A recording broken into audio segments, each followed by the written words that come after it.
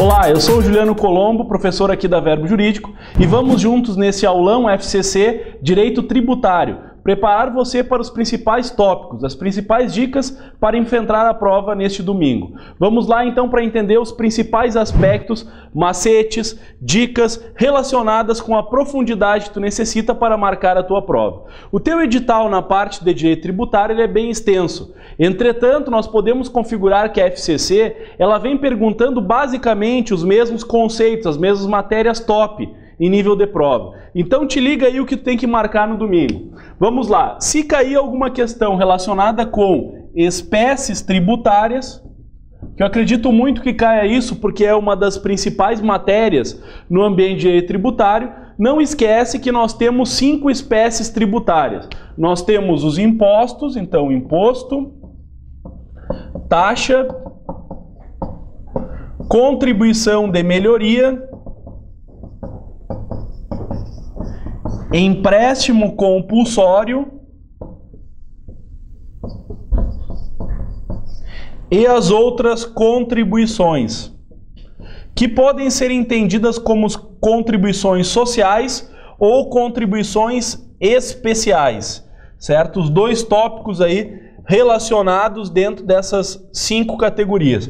Na memória fotográfica, dá uma olhada então para não esquecer as 5 espécies tributárias. Não confunde imposto com taxa, não confunde taxa com empréstimo compulsório e com as contribuições especiais, juntamente com contribuições de melhoria. Vamos lá para as principais palavras que tu deve entender dentro desse aspecto.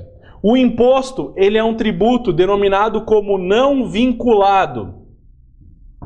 Como assim não vinculado? Ele não é vinculado a uma atuação estatal específica. Então o imposto, ele não está vinculado a uma atuação estatal específica. Ele na verdade é pago sem qualquer contraprestação direta por parte do Estado. A taxa é um tributo vinculado. Te liga nas duas modalidades dentro da taxa.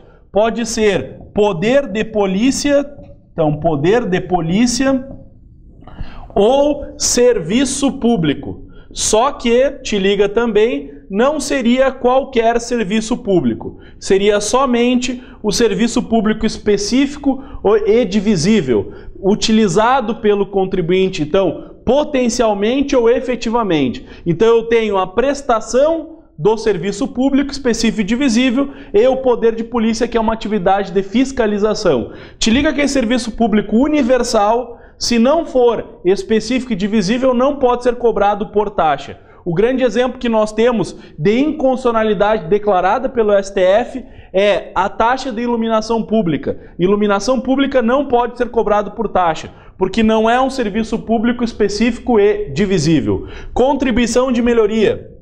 Contribuição de melhoria, nós temos a peculiaridade, te liga nessa questão de obra pública. Então lá no domingo, você pode ser questionado sobre taxa e contribuição de melhoria, sobre serviço público e sobre obra pública. Obra pública que decorra valorização imobiliária. Valorização, quer dizer, eu faço a obra não para o contribuinte, eu faço para a coletividade. A construção, por exemplo, de uma praça. Entretanto, ao construir aquela praça, eu valorizei os terrenos lindeiros, a vizinhança, e, portanto, como teve uma valorização imobiliária, poderá ser cobrada a contribuição de melhoria. Te liga no seguinte aspecto: obra pública é contribuição de melhoria, serviço público é taxa. Então você tem taxa para serviço público específico e divisível, contribuição de melhoria para obra pública. Te liga nesse aspecto então.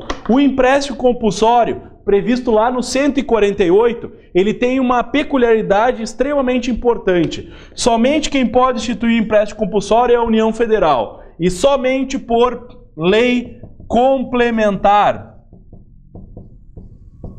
Empréstimo compulsório somente pode ser instituído pela União Federal por lei complementar. Ele tem uma extrema peculiaridade aqui. Qual seria? Artigo 148, inciso 2. O empréstimo compulsório instituído para investimento urgente e de relevante interesse nacional deve aguardar a anterioridade do exercício financeiro. Vou repetir. O empréstimo compulsório pode ser dado em duas modalidades: calamidade pública, guerra externa ou sua iminência. Ou no caso do 148, inciso 2, para investimento público de caráter urgente e de relevante interesse nacional. Só que no caso do relevante e urgente, deve aguardar o exercício financeiro, deve aguardar e deve respeitar a anterioridade do exercício financeiro. Então, empréstimo compulsório, União Federal, por lei complementar, em casos específicos delineados, desenhados aí pela própria Constituição Federal, tendo como obrigatoriedade aquela arrecadação que eu tiro do empréstimo compulsório aplicar na finalidade que demandou a sua instituição. E por fim, as contribuições sociais ou contribuições especiais. Essas contribuições, elas têm uma finalidade social, uma finalidade constitucional a ser atingida. Então, finalidade social ou finalidade constitucional. Te liga aí, foca nesse aspecto, porque aqui estão as palavras fundamentais que você deve encontrar em cada uma das espécies tributárias. Imposto, tributo não vinculado. Taxa vinculada ao poder de polícia, fiscalização, serviço público específico e divisível, não cabe serviço universal. A taxa tem uma peculiaridade aqui. Se ela for prestada, mas o cidadão não utiliza ela, não tem problema nenhum, como aqueles serviços compulsórios, taxa de coleta de lixo. Então, utilização efetiva ou potencial. Contribuição de melhoria, obra pública que decorra a valorização imobiliária, empréstimo compulsório, União Federal por lei complementar. E as contribuições sociais ou especiais, uma finalidade a ser atingida. Vamos lá para mergulhar em outro aspecto da matéria. Capacidade contributiva, já entrando um pouco aí nos princípios. Capacidade contributiva. É importante aqui dizer que a figura própria dos impostos, ele contempla pelo artigo 145, parágrafo 1º, a capacidade contributiva. Agora nós vamos para várias peculiaridades dentro das espécies tributárias. Primeiro aspecto, o imposto. Nós temos aquilo que é denominado capacidade contributiva. Sempre que possível, os impostos serão graduados segundo a capacidade econômica do contribuinte. O que nós temos aqui? Nós temos a capacidade contributiva prevista lá no artigo 145, parágrafo 1º. Te liga aí, porque se cair na tua prova nesse domingo, a capacidade contributiva, pela literalidade da Constituição, repito, pela literalidade da Constituição, ela é aplicada aos impostos e não a todos os tributos. Então te liga nesse aspecto, literalidade somente aos impostos e não a todos os tributos. O grande exemplo de capacidade contributiva é o imposto sobre a renda. Como assim? O imposto sobre a renda. Quem ganha mais, paga mais. As tabelas progressivas. A chamada progressividade que implementa a capacidade contributiva. Então, ter alíquotas progressivas significa que eu vou ter alíquotas maiores conforme a base de cálculo e implementando assim a capacidade contributiva. Neste imposto de renda, que é o grande exemplo da capacidade contributiva, que é ainda permeado por dois outros aspectos, a figura da generalidade e universalidade. Universalidade. Pega a todos e a qualquer acréscimo patrimonial. A todos e a todo aspecto patrimonial. Essa é a base aí da capacidade contributiva, então, colocada dentro do imposto sobre a renda. Generalidade e universalidade como critérios específicos. Só que o imposto, ele também tem outra característica fundamental aqui, que nós podemos contemplar, e tu vai te ligando aí, então, que é uma matéria bem importante. A chamada seletividade. O que seria essa chamada seletividade do imposto? A seletividade do imposto te liga muito nessa matéria. Ela não é aplicada no imposto de renda. Ela é aplicada nos impostos sobre consumo e dois principais, ICMS e IPI. A seletividade é muito aplicada no ICMS e IPI. Então, no domingo, falou seletividade, está aplicado lá no ICMS e IPI. Como assim seletividade? Eu vou ter alíquotas seletivas conforme a essencialidade do produto. Então, conforme a essencialidade do produto, eu vou ter alíquotas seletivas. Se aquele produto é essencial, como leite, produtos de primeira necessidade, como pão, carne, eles teriam alíquotas menores de ICMS e de IPI. Já a bebida alcoólica, cigarro, alíquotas maiores, porque eu faço uma seletividade naquilo que é essencial ou não. É um conteúdo extra fiscal dentro dessa categoria da seletividade. Então, bem importante, porque isso é um aspecto interessantíssimo nessa matéria. Imposto de renda, ICMS e IPI. Esses aspectos relacionados aí e bem colocados dentro desta seletividade dos impostos. Outra categoria que nós temos aqui, bem importante, e aí é uma chuva nas questões, a Fundação Carlos Chagas coloca bastante esse aspecto, seriam os princípios constitucionais tributários e suas principais exceções. Então nós temos o princípio da legalidade. Faz o quadro aí comigo ou visualiza ele para você não esquecer. O tributo vai ser instituído ou aumentado por lei. Somente para instituir ou aumentar tributo, ou somente lei poderá instituir ou aumentar tributo. Com 4 exceções, a chamada mitigação, ou exceção ao princípio da legalidade, porque por decreto, nos termos da lei, eu poderia alterar as alíquotas de 4 impostos, é o quarteto fantástico, seriam regulatórios, flexíveis, por exemplo, o imposto de importação, imposto de exportação, IOF e o IPI. Estes 4 aqui são exceções ao princípio da legalidade. Te liga nele. Exceções, portanto, ao princípio da legalidade. Quais seriam? Imposto de importação, imposto de exportação, IOF e IPI. Outro princípio que nós temos, anterioridade do exercício financeiro. O que nos diz, então, a anterioridade? Aspecto importantíssimo aqui no direito tributário. Se a questão falar em anterioridade, ela é a anterioridade do exercício financeiro. Falando em anterioridade, estamos falando em anterioridade do exercício financeiro, que significa dizer que publicada a lei em 1 ano, eu só posso exigir no exercício financeiro subsequente. Então aqui nós temos imposto de importação, imposto de exportação, IOF e IPI como as grandes exceções dadas dentro da anterioridade do exercício financeiro. Imposto de importação, exportação, IOF e IPI. Essa está prevista lá no artigo 153b da Constituição Federal. E agora nós temos a anterioridade prevista no artigo 153c, para finalizar esse nosso quadro, anterioridade dos 90 dias. Certo?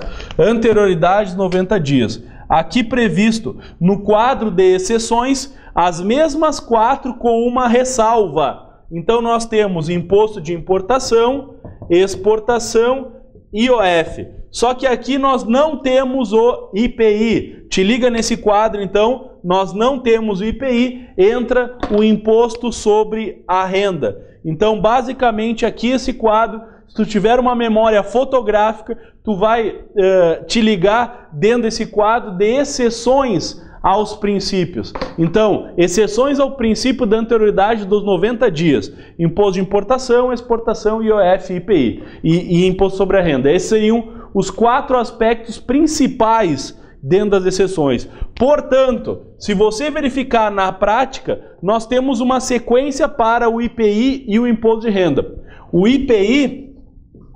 Olha só, o IPI aguarda 90 dias. Então o IPI ele é exceção ao princípio da anterioridade, mas não é exceção ao princípio da anterioridade dos 90 dias. Então ele respeita, aguarda 90 dias. As alíquotas majoradas de IPI devem aguardar 90 dias. Já o imposto sobre a renda, ele não aguarda 90 dias. Porque ele é exceção ao princípio da anterioridade de 90 dias. Ele respeita somente exercício financeiro. Exercício financeiro, que basicamente, aí para ficar claro, coincide com o ano civil.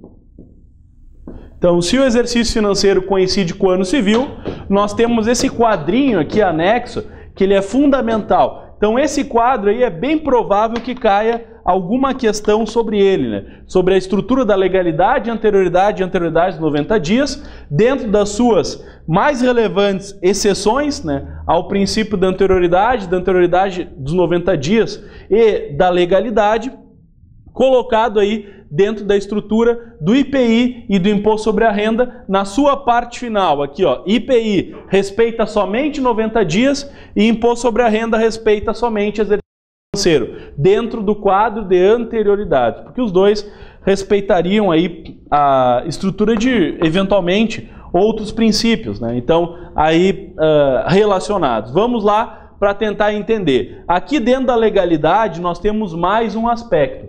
Quando a gente diz que a lei vai instituir ou majorar o tributo, nós estamos falando diretamente em um tipo de lei, a lei ordinária. Então quer dizer o seguinte, quem vai instituir ou majorar tributo é justamente a lei. E uma questão que é muito comum pela Fundação Carlos Chagas, e tu te liga então se no domingo cair lá para você, você vai ver o seguinte, ó, que quando a gente fala que o tributo vai ser criado por lei, é que ele é criado por lei ordinária. Mas nós temos exceções que efetivam a previsão de que o tributo terá que ser criado por lei complementar. Vamos lá, o tributo é criado de regra por lei ordinária. Quando que o tributo tem que ser criado por lei complementar? Não esquece isso, que isso é top de linha, cai bastante. Empréstimo compulsório. A criação de um empréstimo compulsório deverá ser dada por lei complementar. Criação de empréstimo compulsório deverá ser dada por lei complementar. Imposto sobre grandes fortunas. Grandes fortunas. O chamado IGF. Então, IGF, Imposto sobre Grandes Fortunas. O Imposto sobre Grandes Fortunas tem que ser criado por lei complementar. E, por fim, os impostos e contribuições residuais.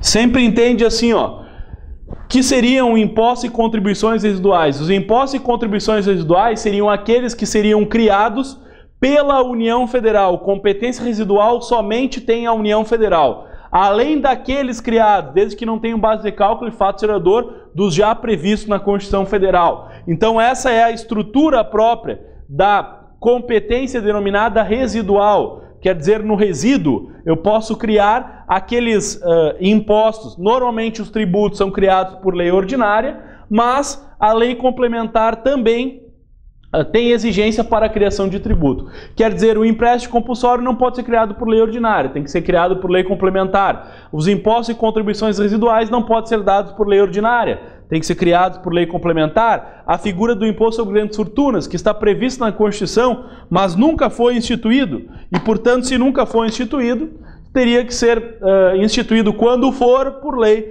complementar. Outro aspecto importante, fundamental, e aí é uma enxurrada na prova. A FCC, ela coloca bastante isso que eu vou referir agora. Você tem que saber sobre crédito tributário, especificamente sobre crédito tributário, quais são as modalidades de extinção, de suspensão e de exclusão do crédito tributário. Primeiro aspecto, imunidade não é causa nem de extinção, nem de suspensão e nem de exclusão do crédito tributário. Imunidade é uma norma de não incidência constitucionalmente qualificada. A imunidade está lá na Constituição Federal. Ela tem uma estrutura muito própria de atuar no plano da não incidência tributária. Quer dizer, quando uma situação é imune, não há incidência tributária. Então te liga nesse aspecto que ele é fundamental. Imunidade, Constituição Federal, no plano aí da não incidência tributária, pois uma matéria que cai bastante dentro da sistemática do crédito seria suspensão, extinção e exclusão do crédito tributário. Bem, nessas três modalidades você consegue entender o seguinte, ó, quando vai ser causa de extinção, quando vai ser causa de suspensão e quando vai ser causa de exclusão. É talvez a matéria que mais cai em termos de direito tributário na história mundial de concursos, certo? Então, suspensão, extinção e exclusão. História mundial ficou legal, né? História pega o mundo inteiro, a Via Láctea é o que mais cai, né? Então, suspensão, extinção e exclusão no âmbito do direito tributário. A causa por excelência de suspensão, que é a que mais acontece, é o parcelamento. Essa é uma das causas que, por excelência, mais acontece na prática. Quer dizer, o sujeito está devendo, ele vai lá e parcela. Ele vai lá e faz o parcelamento, e ao fazer o parcelamento, ele, evidentemente, que não está aqui pagando o tributo e extinguindo o crédito tributário. Ele está suspendendo a exigibilidade daquele crédito tributário. Então pode ser parcelamento, tudo aquilo que se agrega. Uma moratória, pode ser um depósito do montante integral, poderá ser uma liminar em mandado de segurança ou uma liminar em outra, uma antecipação de tutela em outra medida judicial. Então são naturezas que ainda deixam o crédito tributário existindo, mas suspendem a exigibilidade dele, suspendem, portanto, o andamento próprio daquele crédito tributário. Isso na hipótese, portanto, de suspensão da exigibilidade do crédito tributário. Na extinção, como causa fundamental de extinção, nós temos pagamento. Porque pagar, veja sempre assim, ó, tá em dúvida na hora da prova, analisa que cronologicamente, normalmente nós temos uma causa de suspensão e depois extinção. Porque eu vou parcelar, quando eu paguei a última parcela eu paguei. Então eu tenho causa de extinção. Eu tenho uma liminar em mandado de segurança. Quando é uma decisão passada em julgado é causa de extinção. Eu tenho aqui o depósito do montante integral. Quando eu tenho a conversão depósito em renda é uma causa de extinção. Eu vou ter aqui, basicamente no ambiente da estrutura da suspensão, uma liminar, já a decisão passada em julgado, é uma extinção. Aqui eu vou ter a impugnação e os recursos, aqui eu vou ter uma decisão administrativa reformável. Então eu vou ter o quadro de suspensão e extinção, que na verdade, se eu conseguir visualizar ele, a suspensão acontece primeiramente e depois acontece a extinção. Dá para analisar uma técnica cronológica dentro disso. Outra dica bem importante: cai muito exclusão do crédito tributário. Exclusão do crédito tributário talvez não tenha diferença entre extinção. Na prática, você não consegue entender. Ah, como assim? Qual é a diferença entre excluir e extinguir? Na prática, nós não encontramos uma diferença conceitual muito própria para isso. Só te liga aqui, ó, na exclusão, você tem duas causas: isenção e anistia. Então, foca aí. Isenção e anistia, causas específicas de exclusão do crédito tributário. Essa é a modalidade própria aí de exclusão do crédito tributário dentro da isenção e anistia. Ponto importantíssimo para diferenciar: isenção de imunidade, a existência de uma lei. Isenção é concedida por lei, enquanto imunidade, ordenamento dado aí, estatura constitucional. Ponto extremamente importante: lei e Constituição para a imunidade. A isenção, ela é uma dispensa legal do pagamento. Te liga no seguinte aspecto: uma isenção, ela pode ser revogada a qualquer tempo. Nós temos uma ressalva nisso tudo. A isenção, quando ela é uma isenção onerosa, ela não poderia ser revogada quando ela é dada sob condições e a certo prazo, a certo termo. Portanto, uma isenção a termo, ela não poderia ser revogada, certo?